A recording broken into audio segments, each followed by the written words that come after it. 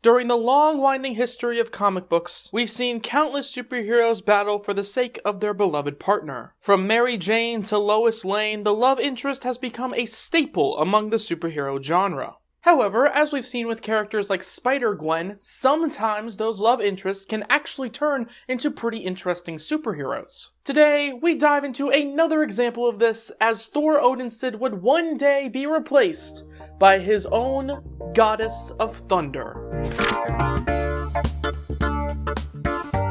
Hey guys, my name is DJ, and with Thor Love and Thunder hitting theaters, it seems as though Thor's story in the MCU is about to get a whole lot stranger. We've seen Thor go through his many ups and downs in the MCU as he's joined the Avengers, watched the Ragnarok event destroy Asgard, and he even went through his own downward spiral of drinking and misery after the Thanos snap. But after tackling Thanos and the fall of Asgard, Thor is now seemingly in limbo and has to find his new path as a hero. However, as we've seen in Love and Thunder, Thor is now not the only player in town that can lay claim as the god of thunder, as Jane Foster has seemingly become worthy to wield Mjlonir. But in the comics, Jane has actually been wielding that hammer for nearly a decade. Ever since 2014, Thor has not really been the only god of thunder in town, and Jane's transformation into that Thor-like character has been a long and sad tale. Back in September of 1962, the character of Jane Foster made her debut to become a love interest for Thor to bounce off of. At a young age, Jane's mother died of cancer, and so she was raised by her single father.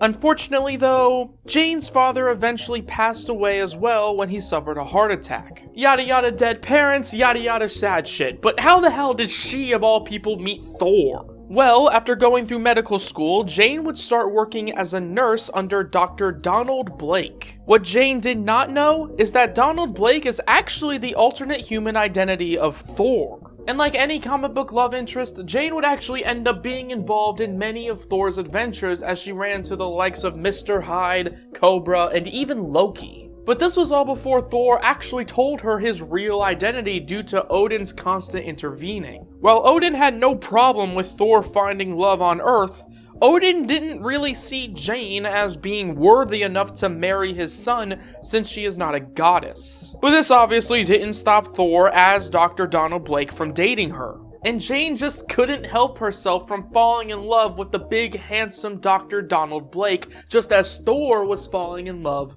with Jane. So against Odin's wishes, Thor eventually decided to reveal his true identity to Jane. Thor then decided to bring Jane to Asgard, looking to prove to Odin that this woman is indeed good enough to be his wife. However, Odin refused again and sent her back to Earth, removing her memories of Asgard and Thor's true identity. Jane would soon find love again in Dr. Keith Kincaid, and would look to spend the rest of her days as his wife and a mother to their son. However, Jane did continue her marriage and loyalty to her new family, deciding to stay with them for quite a while. But that all changed when Dr. Donald Blake, aka Thor, decided to make his return to Earth. So she divorced her husband and lost custody of their child so that she can have some more of Thor's mighty godcock. However, during their new relationship, Thor would have to split his time between Earth and his many battles across space. And during one of these battles, Jane had been given some heartbreaking news. While alone on Earth, Jane was diagnosed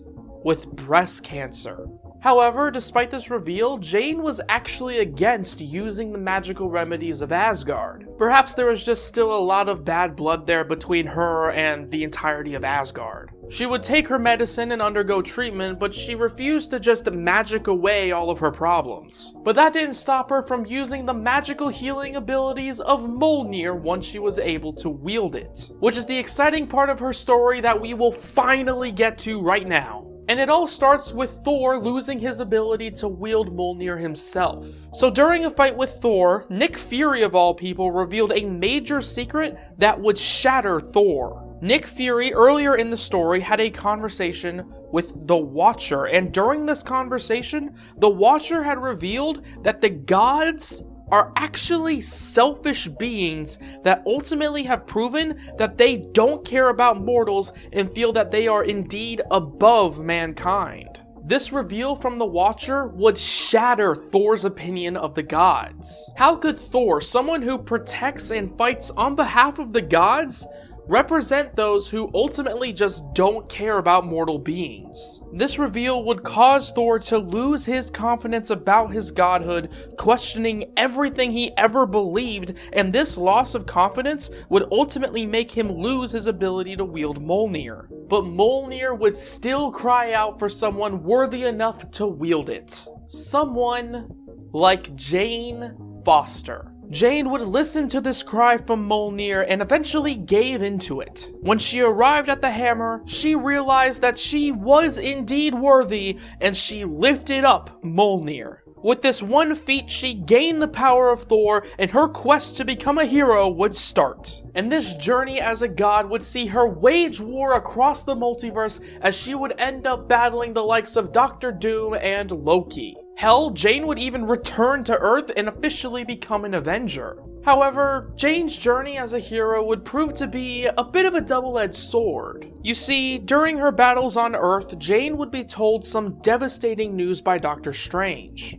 The power of Thor, a power that would purge all toxins from one's body, sadly didn't do anything to help Jane's cancer treatment, as the cancer was technically not a toxin, but rather a part of Jane's physical being. And Doctor Strange revealed to Jane that if she were to transform into Thor one last time, she would die.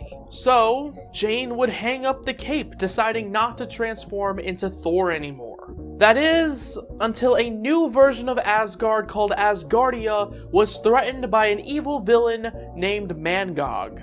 So, Jane decided to use her powers as Thor to stop Mangog and protect Asgardia. However, as you may have guessed, this last heroic gasp would cause her to die. Jane sacrificed herself to protect Asgardia, with her cancer finally killing her. Her last breath being shared in a kiss with her love, Thor Odinson. But of course, this is the land of comic books, and nobody truly stays dead forever. So Jane is eventually revived by Thor with the help, ironically enough, of his father, Odin. And for a long time afterwards, Jane would continue to live basically a normal civilian life. She no longer had the powers of Thor, and so she just continued to live on Earth, going to chemotherapy and helping Thor whenever she can. But she did go through a few instances here and there when she would be able to actually fight alongside Thor. She even went so far as to get her own Mjlonir from a multiversal event, stealing it from another universe. However, her trusty Mjlonir just wouldn't last forever. After a few too many battles, Jane's Mjlonir would shatter into pieces.